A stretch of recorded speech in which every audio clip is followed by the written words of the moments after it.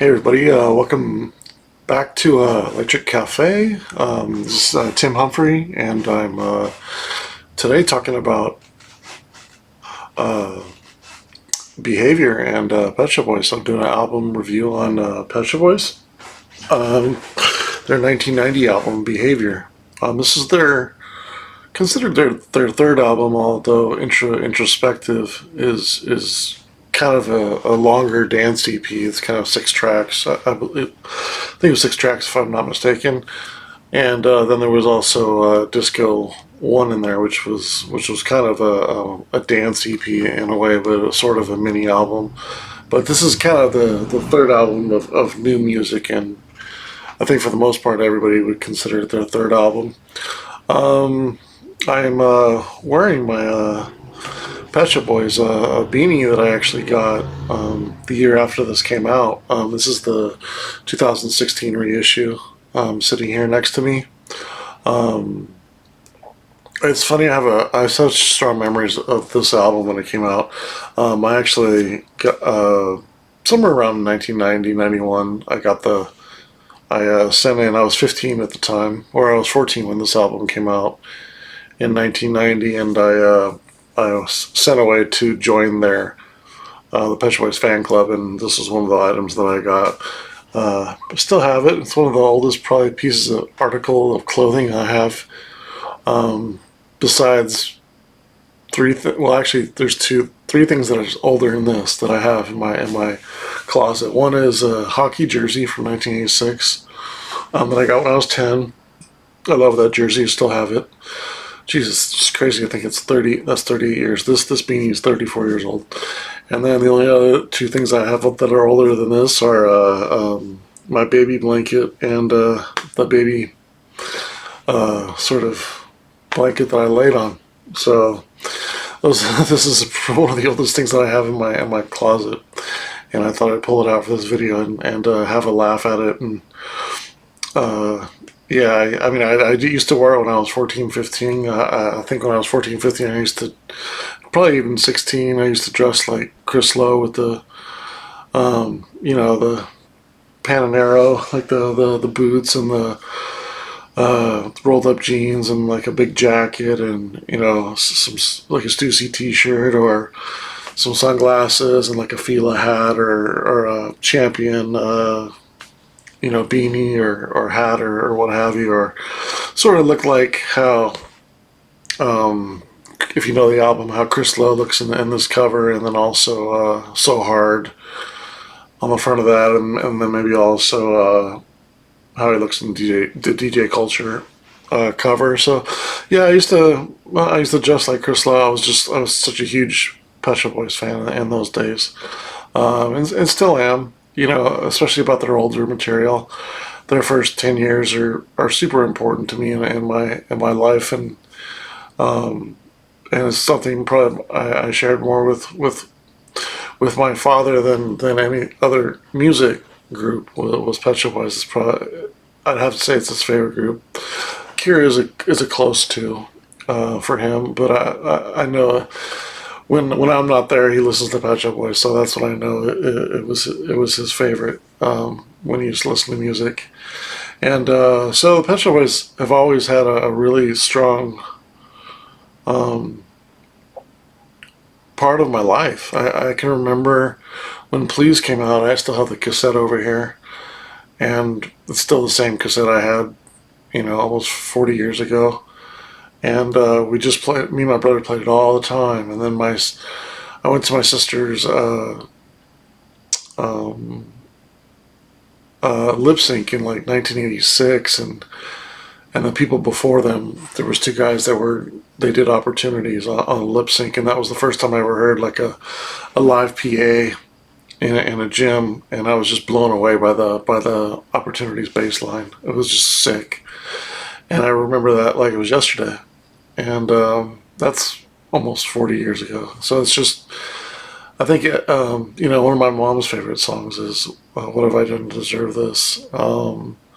Because she liked Dusty Springfield when she was younger, and yeah, it's just there's so many great memories, that I have of so many Pet Shop Boys songs and so many Pet Shop Boys albums, and just great memories with their music, and probably no better memories than all the singles in the album Behavior in late 1990, and all through 91 especially.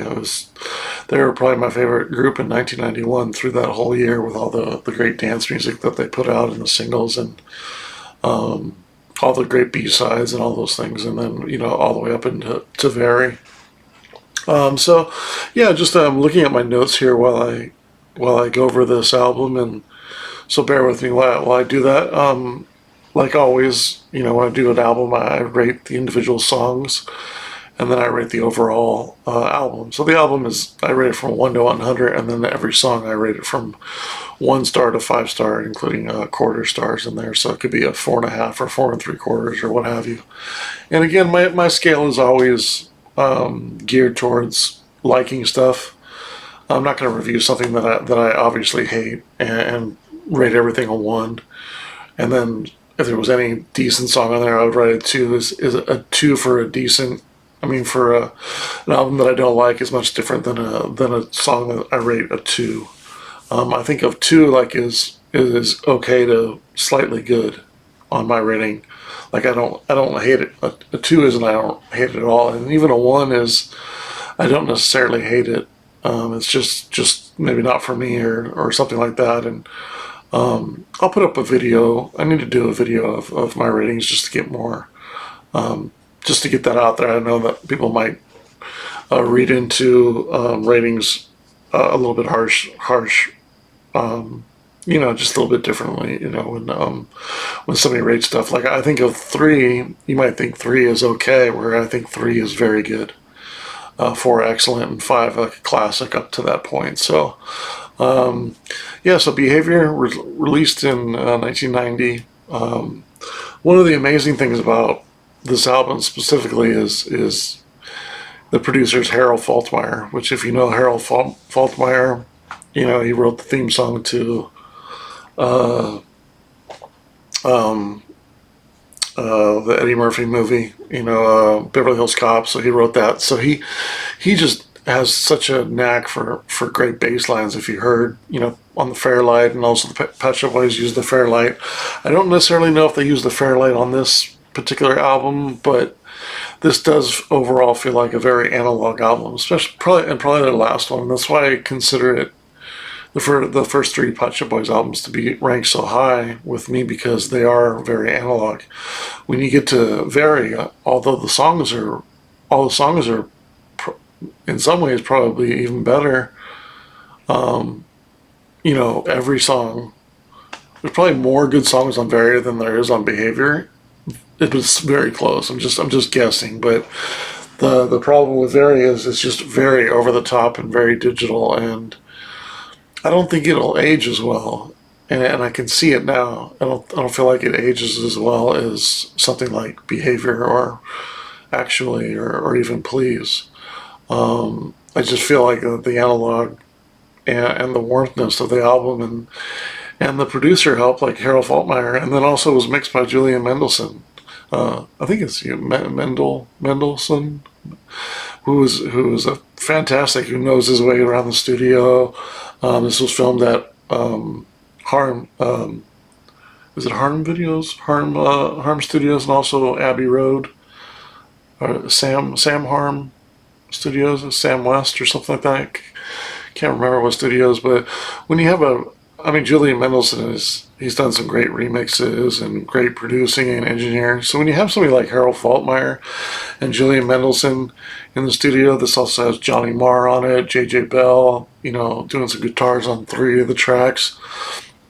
And then on top of it, you have Chris Lowe. So it's just set up for success. And then if you look at the producers that I really have, it's funny how, like, I don't know, it's just, I guess you kind of get to the point where, I know that with Pet Shop, I don't necessarily know that with like Pet Shop Boys, but you kind of get to the point where they make their own studio, and they don't have these expert producers with decades of experience and know-how in the studio that they're at, and they used them because Pet Shop Boys were in a studio that wasn't necessarily their home studio or or what have you. But I think a lot of their albums, and I can point to Depeche Mode and Pet Shop Boys, where I feel like that they missed that extra ear, those extra hands, those extra, somebody to balance the recording off of and the production and things like that, or leave something for the experts to do.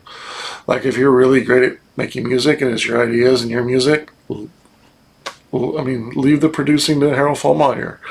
Have Julian Mendelssohn or mix it. And I don't think the Pet Shop Boys and Depeche Mode do a good enough job of that. And I think Depeche Mode used a lot of newer engineers that may not be as good as some of the older ones. That's just my opinion, and I think it's a big reason why a lot of their albums, Pet Shop Boys and Depeche Mode, have gotten worse. But I digress. It's about behavior. But I look at the overall of these songs. It's just they had such a great hand in these songs. So going track from track, so being boring. It's funny how I was listening to this album just before I did this. And, I wrote a lot of things down, especially for the first few tracks. And then as I got towards the end, it just kind of, I've heard this album so many times, it just kind of passes you by, and it's kind of like hard to, I don't want to necessarily repeat, oh, this is great lyrics, okay, this is great, oh, this is great production, this is great production.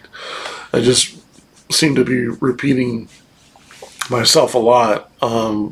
But bear with me a little bit here as I do a little bit of this at the beginning, and hopefully by the end it's kind of wrap it up. But just being boring is this excellent keyboard intro. I mean, it's just when you hear that note coming in, it's just it's being boring. Like it's one of the best, great keyboard bass line, the guitar licks by J.J. Bell. It's a great intro, and then the song really starts, which is really cool. The keys are great, lyrics are excellent. It's one of the best probably written Pet Shop Boys songs. There's a lot of tongue-in-cheek and sarcasm in Pet Shop Boys song, and this is actually a song that's written well, that is meaningful, and it's about fitting in and growing up and trying different things, and it's okay if it doesn't work out, and it's just about being young and trying different things, and as you grow up, you just kind of growing up in general, and just things you get into, and it's just kind of a nice reflection of things that you remember growing up in school and things like that, and it's just a nice kind of snapshot of certain periods that he has in his life. And so I really like the way he sings in this album too, just overall. There's a lot of these songs that he's whispering in, because the songs, he needs to fit into a pocket, especially in like the quieter songs and the more melodic songs. And then he projects a little bit as some more dance songs comes on, but he really whispers a lot in this album. Being Boring is a great example. He kind of whispers a lot in it, and it feels really good because he's really letting the music shine and not going over the top, and it fits really nicely into the songs, and it probably has a lot to do with Julian's mixing in it. Just an amazing chorus. The bassline outro is really cool. Being Boring, what can you say? I mean, I have it as a 5-star track. It's just an all-time classic. It's probably considered one of the best Pet Shop Boys songs ever written, ever done. It's a constant encore song when they play live. Everybody loves Being Boring. I've met some people that don't like certain Pet Shop Boys songs, here and there. Even they don't like West End Girls for what it is. Maybe they've heard it too many times, but I don't think I've ever met somebody who doesn't like Being Boring. It's just a classic track, and it brings back so many memories. And in a way, it really is a perfect track, a perfect balance of dance track and kind of down tempo. It's really got everything.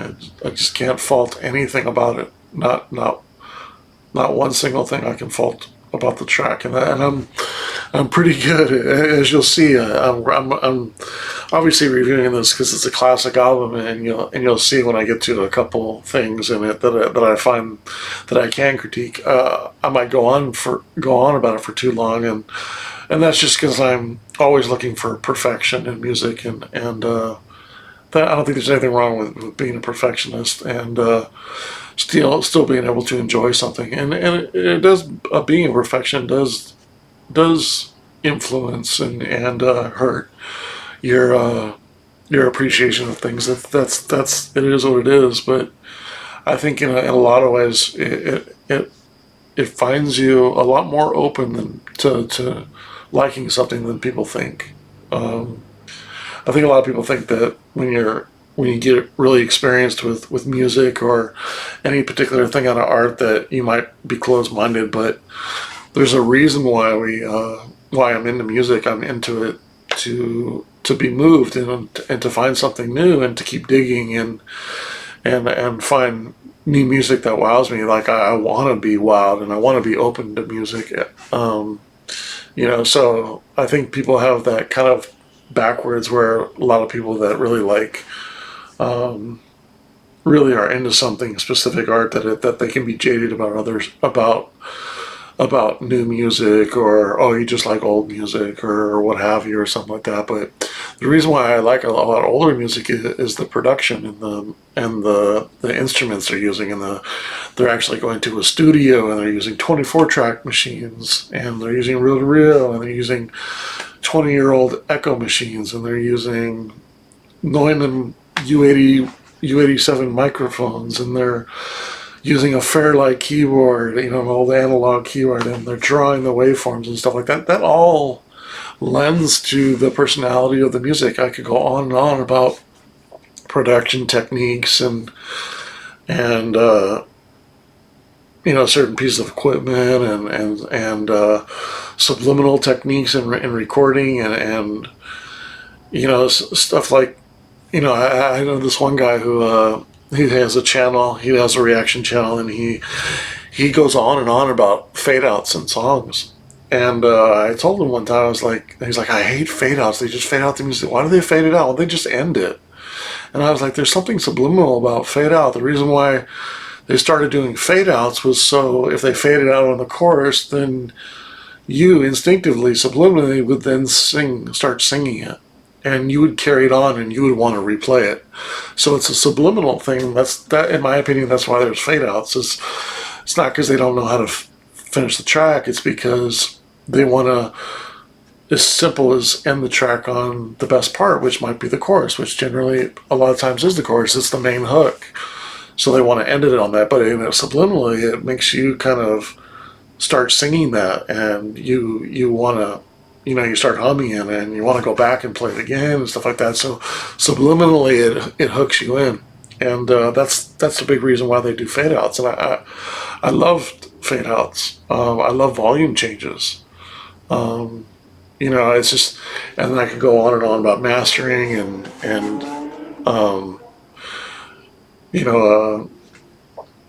headway and not headway, but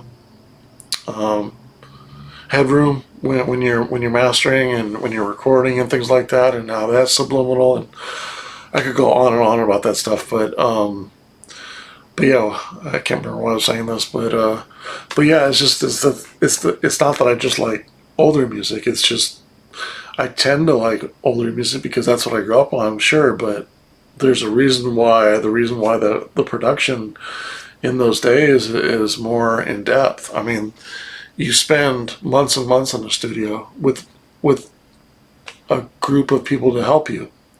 How is that not going to be better than being tucked in your room and with your equipment and oh, hey, there's my thing. I did it in like 2 months. I spent on it, on 10 songs, and you didn't bounce any of the music off anybody else's opinion. You're not going to let anybody mix it down. You're not going to let anybody master it. You're just going to put it out, huh? So, you know what I mean? There's a reason why music is a sharing thing, and that comes down to production and ideas too. You can't expect somebody to do everything right. If they make a good rhythm, like Chris Lowe can make a good can make a dance rhythm all day long. He can make a melody. He can compose. He can use different instruments and things like that, and decide what to use here and there. But is he a mastering engineer? Is he great with levels? Is he good with mixdown? Is he good with what choices to use on certain things? I think that's a problem I have with Pet Shop Boys Live is I get it for ease of use and carrying on a tour and stuff, and you want to do everything in one workstation. That's great and all, but can you at least sample some original bass lines and things like that so we can hear what West End Girls really sounds like instead of updating every old song with new equipment and it losing the reason why you liked it in the beginning of. So I mean that's and that goes to liking them live. So it's just I could definitely spend some time and do some gripes and pick apart things here and there. But I mean, being boring is just you can't do anything. It's just perfect. This is perfect, and I probably wouldn't only rate a handful of Pet Shop Boys perfect, but that's one. So the second track, This Must Be the Place I Waited Years to Leave.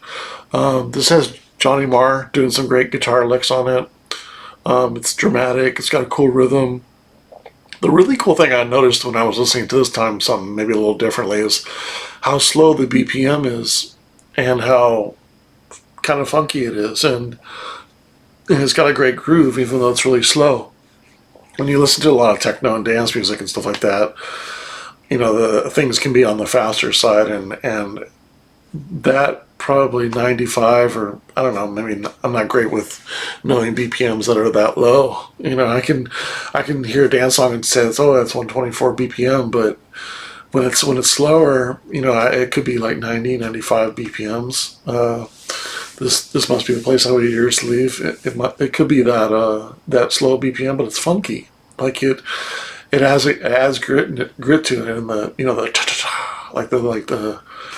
if you know the sounds in the song that's super cool. On almost every other second bar is really cool. I really like the way Neil sings on this entire album again, especially this song. What else do I have to say about it? It's a really good song. I really like they played this on the Performance Tour, which was the tour after in '91. They did a good version of this live, and that was really cool to hear. So it sounded exactly like the album. I got this track 4 stars. It's super strong, super strong. And because being boring is so great when you hear the album. Sure, there's going to be a letdown, and in a way, this might be the place I waited years to leave. Kind of resets itself, and then you start, as time and the years have gone on, I've appreciated it more and more. And maybe the first couple of years I thought it was good, but maybe I didn't think it was great. And as the years have kind of gone on, I've appreciated it more and more, even though I probably would have still rated a 4 back then. I feel like I have more appreciation for it in the place it is on the album and things like that as well. I think this track probably helped. I mean, there's also What If I Didn't Deserve This, but there's always like a lot of tracks on Pet Shop Boys that have a super long name.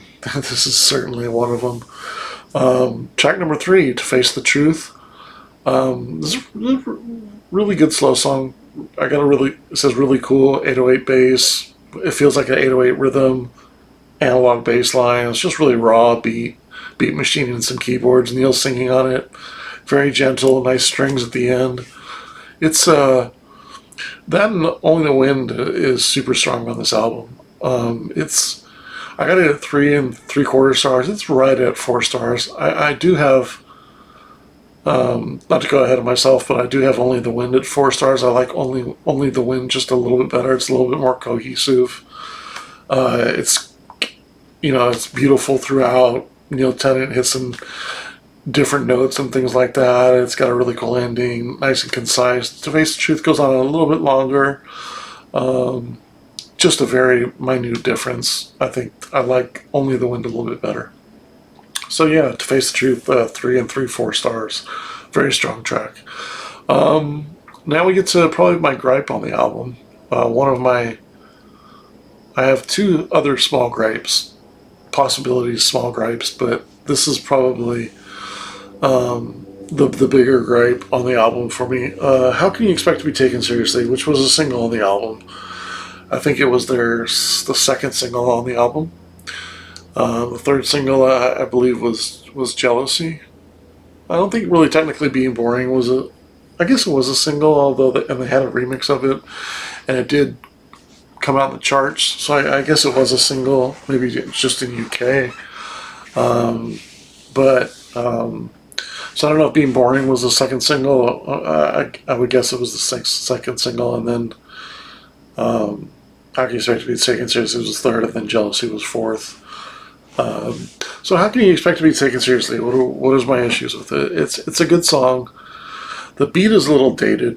It's kind of got like a New Jack Swing, kind of, I wouldn't say hip hop beat, but it's kind of rhythm and blues, R&B. The sound, the sound that it hits, there's a couple, like the guitar hook is a bit dated. The second half of the song gets a little better as you get used to it. It's kind of tongue-in-cheek song, obviously.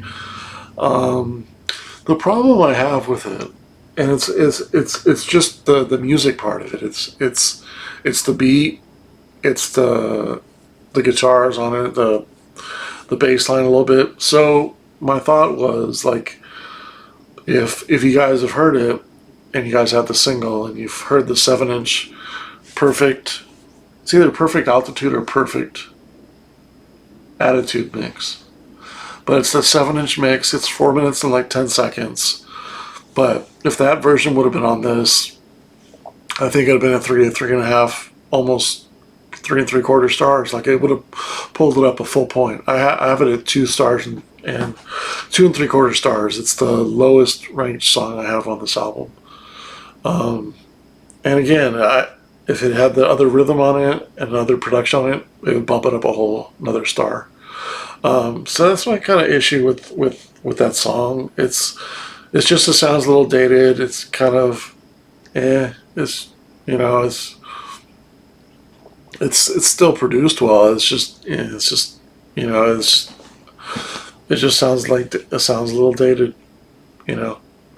Only the Wind, smooth, just great beat. Melody is awesome throughout. I love the outro, the beat, really nice tight track. I got it at 4 stars. Definitely one of probably my favorite top 10 songs in all of Pet Shop Boys when I consider like ballads. It's up there. It's up there easily in the top 10. My October Symphony. This is kind of a and this is kind of an interesting track for me, whether liking it or loving it or liking it. This is one of my dad's favorite tracks. Yeah, and so I always played it and I go, okay, that's my dad's favorite track, but I really appreciate the track, but do I love it? And I have that it's kind of their attempt at making a soul track. You know, obviously you got the background vocals in there. There's some nice ad-libs by Johnny Marr in there. The lyrics are excellent, I think. The violin at the end is brilliant. I think production-wise, smoothness, programming, I mean, I got the whole track at 4 stars. It just doesn't, like, if I was like liking it, I would probably say like it was a 3.5 stars, but I feel like it is a really good track and it is produced really well. It's like that. I just give it a little bit like an extra half star because I know it's a little bit of me that is the issue on this track of not liking it as much as I probably should.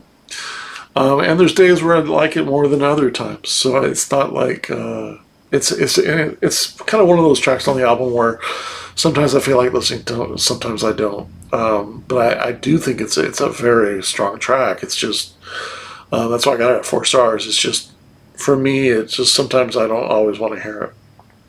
Then we're going on to So Hard, which is the first single. This was a little interesting to rate because, um, 2 months earlier, I think this came out in November. I think it was 1990. So Hard was already out. It was the single. I think I got it in September, so I already had the CD single.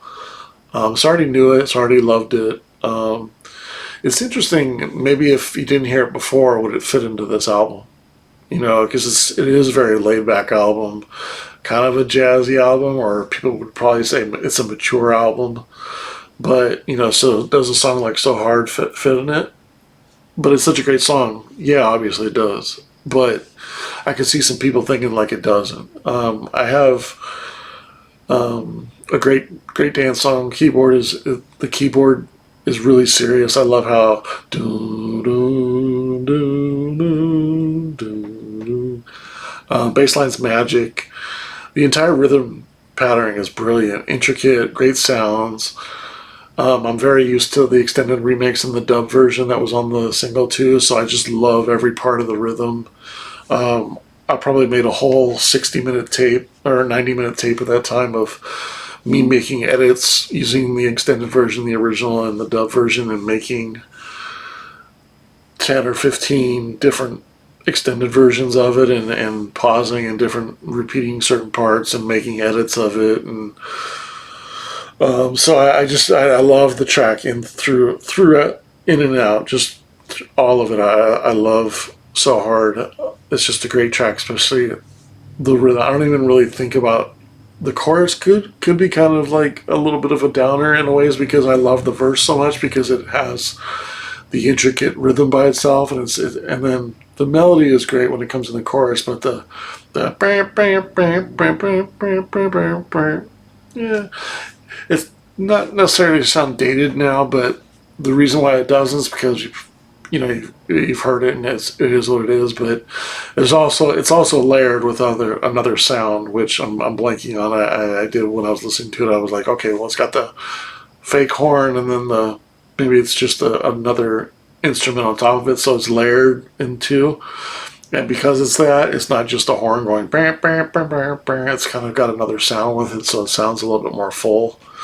So that's probably helps it not be dated. But if there was anything I would say about that track, some people might think that's kind of corny or something like that. A lot of the late '80s and early '90s, there was a lot of horns and stuff like that, and just like crashes and certain things where okay, let's put this here and oh, let's put this on here, and just kind of like some different choices and rhythms, and they don't all uh,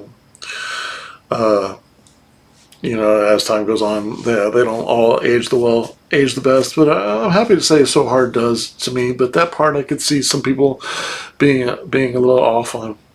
And again, when it gets to the chorus is good. It's nice and smooth. I really like the bridge. But sometimes I feel like I like the verses so much because you hear the rhythm more that I kind of like when the chorus comes out. I'm like, you know what I mean? Like certain times. That's a very small critique. I got the track at 4 stars and a quarter. So it's actually the second highest rated song on this album. I love dance music. I'm probably going to rate a great dance song better than a great ballad. That's just how I'm wired. I just really appreciate that rhythm because I know that a lot of rhythms do get old, and So Hard is going on 34 years, and I actually played the dub remix out last weekend at a small club, and it went over great. It went over great, all 7 minutes of it. So I mixed it out of PIL Warrior, by the way, which went surprisingly well together. It went so perfect. I thought it was like made for each other. Okay, so going on, Nervously. This is my other small gripe. I have it 3 stars, but it doesn't really do anything for me. I appreciate it's a good song, but it really doesn't do much for me. I think of like almost when I'm going to be comparing this album and probably the overall rating is going to get compared a lot eventually when I do actually, and then I rate please, and I'll kind of get to those views at the end of the difference between that album. But I think one thing when I just thought of it is the when you compare songs to songs on their three best albums, I consider their first three albums. You start comparing songs, and that helps you kind of compare which one's better in some ways. The slow song or the ballad on Please is Later Tonight. Later Tonight kills Nervously for me. And I guess Nervously is sort of that ballad, but there's also Only the Wind and Face the Truth, but those have beats on them. Nervously doesn't necessarily have, it has a bass line. And then when I think of Actuality, the ballad on there, right, is it couldn't happen here, which destroys Nervously. So when you compare apples to apples, I feel like this is a good song, but when you compare albums, that might be a big difference maker for rating Please and Actuality better. And I was really, even before I started playing this album, I was like, I wonder if Behavior is going to get the upper hand, because it's produced.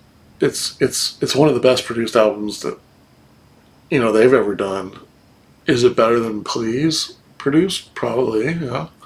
Is it better than Actually? Close, but probably.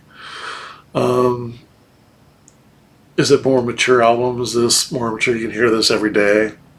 Probably. But when you compare songs to songs, I think Actuality and Please have more better songs than Behavior does. So that's going to be interesting. It's going to be a really close rating between the three. I'm really curious to see. And it'll take me to actually break down the albums to really it's still up in the air for me. But yeah, Nervously really doesn't do much for me. But I have it 3 stars. It's well sung. It's a pretty song. It's nice. I really like it. It's just it doesn't do that much for me as far as like, I don't know, like there's some really good songs on this album. There's some really good production on this album. Some classic songs. I can remember skipping this song a lot. It doesn't mean it's a bad song, but I don't know. Maybe I don't relate to it because I'm not a nervous boy. I don't know. It's like I don't know. Maybe that's what it is. I don't know. It's not a dance track. I know that much, and I'm not fully fantastic on ballads with no beat. I mean, I do like Only the Wind and Face Truth because it has a beat also, but I'm not that shallow to just say I like dance music and I don't, and I like ballads. I love Later Tonight. Some of my favorite Pet Shop Boys songs are actually a good balance, I feel like, and really for the most part, not the more dance tracks. Especially as the years have gone on, like I don't like the Pet Shop Boys, the more dance tracks. Earlier in their career, I do like their dance tracks more. For the most part, because there is more probably.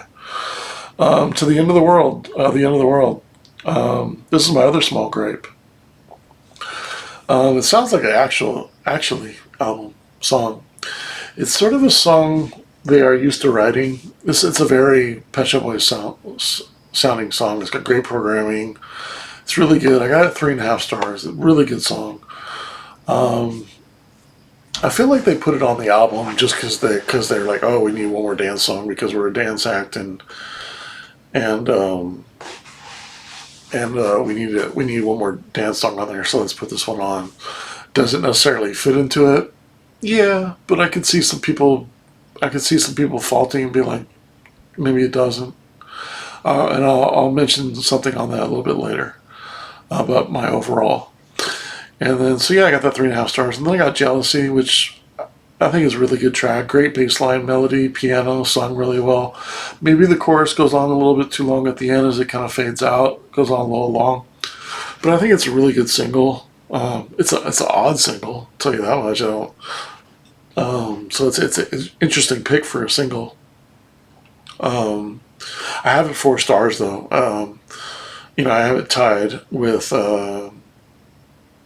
for third place with To Face the with Only the Wind and This Must Be the Place I've Waited Years to Leave. So it's probably my fourth or fifth best track out of the 10. So it's right in the middle there. So yeah, so that's kind of Behavior. So my overall thoughts on it are, I mean, the songs are great, recording is great, producing is great. They're balanced songs for sure. The songwriting is probably some of the best Neil's done. It's very analog, which I love. It's not a digital sounding album. The mastering is nice and, I wouldn't say quiet, but it's of the period. So it's I do like it more than being all in your face and super loud and not being able to hear the details as much. I love the artwork. It's very simple, very clean. Um, Kind of wish Neil would smile a little bit on the album, but I do like the design. The pictures, you can't go wrong with black and white pictures too. But I really like the font and everything. It's just a very clean album. Nothing pictures on side, just them holding the roses and stuff like that. Has a nice, with the color and stuff. I really like the color of just having a little bit of red pop with the white and grays. So I think that's a cool album. Stellar production. So the bad, and this is very small. So one is the How Can You Expect to Be Taken Seriously? I feel like the 7-inch version could have been better, a better choice. I don't know if they did that after, or they just did it for the single, but I would imagine if they had that version, they would have put that version in, and that would have bumped up the album a couple points, I feel like. The second thing is the B-side for So Hard. Obviously, that was done before the album came out, so it must be obvious. I think is a stellar track. I think it could have been included in this album, and I cannot listen to Behavior without thinking, man, if it must be obvious would have been on here instead of Nervously or even The End of the World, because I felt like I'd be interested to ask Neil and Chris why didn't It Must Be Obvious didn't get on the album, and what if so, what took its place? Was it End of the World because they felt like they needed one more dance song on there? Because I feel like It Must Be Obvious would work fantastically with this. The only thing I'll say is that It Must Be Obvious does sound a little bit like To Face the Truth and Only the Wind, because it kind of has that pacing. It's a slower song, but maybe they felt like it was too redundant to have that, and it came down to those three, and they cut that one. But man, I know I like It Must Be Obvious more than Nervously. I like it more than I like it more than The End of the World too. The other ones, I still like it more than Jealousy, but I respect Jealousy on where it ends the album and the song it is. I got it at 4 star. I would probably put It Must Be Obvious probably at 3.75 stars, almost 4 stars for a B side. I think it's one of the best B sides. And they have a lot of great B sides, but I think it's definitely one of the best B sides that isn't like full on dance music. Like there's a lot of great Pet Shop Boys B sides. Like Music for the Boys and Sound of the Atom Splitting and Some Speculation and Euroboy and We All Feel Better in the Dark, as far as like the more dancey songs, right? Those are examples of more dancey songs, more upbeat ones, even sort of almost rave songs like Sound of the Atom Splitting. So, like It Must Be Obvious, I would rate differently than those because those are more up tempo. So It Must Be Obvious might be one of the best slower ballad, sort of more ballad B-sides they ever did. And so if that's my second thing, if that would have been on this album, I think this would have bumped up a couple more points. Could it have placed Nervously, or could it have replaced End of the World? So that's my two small gripes. How Can You Expect to Be Taken Seriously? Better version, and It Must Be Obvious could have taken the place of End of the World, and or nervously and made this album a little bit better? Or could they have made 11 songs and put that album on? This album's at 49 minutes, so if it went to 53, I don't think they would make too much difference. It's not a short album. It's not a long album. It's nice. You expect Pet Shop Boys album songs to be a little bit longer because they're dance songs, so it's in a good place time wise. I don't think it's too short. I don't think it's too long, so there's no complaint there. Again, I really like the artwork, the production, mastering, everything is really on tight. I have the overall at 87 out of 100, and I may have to sit on this a little bit and feel like it's hard. I feel like I want to put it in the 90s. Like I want to put it in the 90s. I know if It Must Be Obvious was on here, I'd give it a 90. It'd be right on the cusp of a classic album. But 87 is excellent. It's an excellent album. Excellent album. Will please and actually get into the 90s. It's going to be close. It's going to be really close. But I mean, this is a great produced album. Very cohesive. Considered their best album. And it's hard to not argue with that. It's a more mature album. It's maybe more introspective, less dancey. So I could see more people liking it. But let's be honest. I mean, Pet Shop Boys are a dance act. So it's going to be a close pick for what's number one. And it'll also be interesting to rate Very after doing these three albums.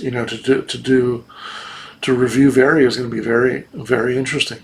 Because I like the songs a lot on there. I'm not thrilled with the production. Not thrilled with the keyword choices, instruments, and things like that. But I don't like Go West. I've never really liked Go West. It's a Village People song. I would hope that the Pet Shop Boys. I mean, I get it. It was a hit and everything like that. But I feel like the Pet Shop Boys are a little bit above to make a cover disco song. Although I know they have a shitload ton of disco songs and a lot of cheesy moments when it comes to disco choices and disco songs, and almost every album has a very disco-y sound song or two.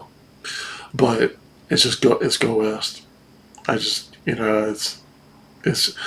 It doesn't really kill the album for me, but it's a stinker for me. I don't play it. I don't hate it, but I don't listen to it. It's just, I don't think it's a good choice on the album, and this is, I haven't listened to Very in quite a long time all the way through. Well, actually, probably been 2 or 3 years, but I feel like if they took off one song, it'd be a little more cohesive. Very is, if I'm not mistaken, there's 12 songs on Very, and it's kind of pushing a little bit too long.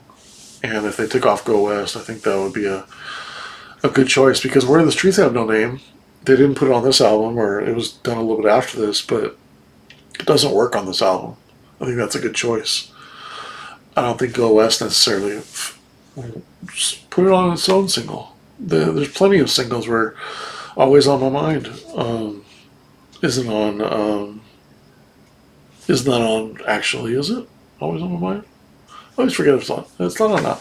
So it's a separate single. So there's a lot of DJ Culture was a separate single. There were a lot of Pet Shop Boys songs that were just singles that weren't on albums. I think Go West should have done that, and then Very would have been a more cohesive album. And that's something I have to take into account when I rate that. But I think if it didn't have Go West, it'd probably be lumped into these a little bit better. That's one issue I see with Very. And see why that Very isn't up here with Please Actually or Behavior, as far as the best three Pet Shop Boys albums for me. But yeah, that's my review on Behavior and my Pet Shop Boys beanie. 87 out of 100, just fantastic album. I mean, Being Boring, amazing. Some great slow tracks, Only the Wind, Jealousy, Face the Truth. Some different powerful tracks like my October Symphony and This Must Be Place I Waited Years to Leave. Some good dance stuff and End of the World and So Hard. This really got it all. and great production, great producing, great mixing. Julian Mendelsohn, Harold Fallmeyer, and you got J.J. Bell doing some nice guitar licks on Being Boring, and a little wah-wah guitar um, from Johnny Marr. You know, just great keyboards, great job by Chris Lowe. Neil Tennant, I really enjoy the way he sings on here. Nice and smooth, nice and silky. Kind of whispers a lot, nice and smooth. Fits right into the range of the music. On so many levels, this is a perfectly produced album. Just maybe a couple choices, and I really think if it could be it. I mean, this could be almost into a 95 out of 100. I feel like if Nervously wasn't on here and there was a better version of How Can You Expect to Be Taken Seriously, or maybe It Must Be Obvious would be on here, and How Can You Expect to Be Taken Seriously would be off here. It's the only really dated sounding song on here. Or, you know, it's really the only dated sounding some part on there besides maybe the So Hard, burn, burn, burn, burn, burn. You know, there's, other than that, it's kind of like a synth pop, and it has like a, even though it's not anywhere remotely jazz, it's kind of electronic jazz in a way.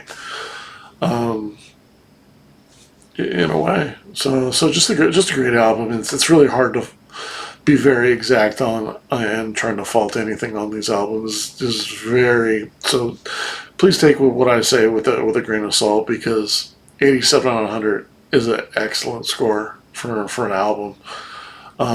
You're gonna see me, as I do reviews on it's rare that an album gets into the 90s, and maybe, and that's the thing, is when you rate stuff a lot, you start to compare stuff, and you're like, well, I did rate Behavior in 87. Well, shoot, I got Violator here. I got it. Violator as a 90. Like, Behavior's pretty close, but I do like Violator better. It's, you know, there's going to be some times where I feel like I should bump up a couple points on this one. And I feel pretty strong about 87 and 100, but I wouldn't be rolling over if I said it was a 90. You know, I don't think anybody would care, or, you know, I wouldn't say, oh, well, go back and change it. I just feel like I'm being a little bit harsh today. I'm being a little constructive. Maybe 87's a little low, but, you know, it's right there at all-time classic. It's right there. So, you know, I have to have some room to, you know, like anybody who reviews things, there has to be something to make something perfect, right? So even if I gave a 95 and I said it was perfect, there would still be some opportunity in there. So to say 87, we're splitting some hairs here on a couple tracks, and that's only what brings it down for me. But yeah, that's my thoughts on Behavior as an album. Curious what your favorite 3 tracks on Behavior are, and what would you rate it out of 100? And what's your overall thoughts about Behavior as an album? I'd be curious. So write your comments down below. I'd appreciate it. I do enjoy when you guys give some feedback, and I apologize if I, you know, have something incorrect, or I say something incorrect, or you know, like I said, Nitzareb was from Germany. Not thinking like, yeah, they're from UK. Like that was kind of dumb of me, but I feel like their music is very German, very industrial, very pre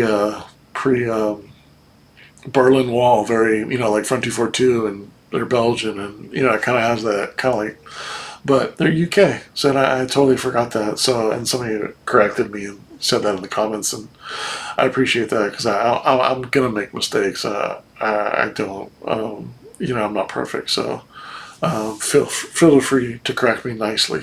Okay, all right. Don't be hard on me. All right, everybody makes mistakes. So I appreciate it. Thanks for watching today. My review on Behavior. All right, take care.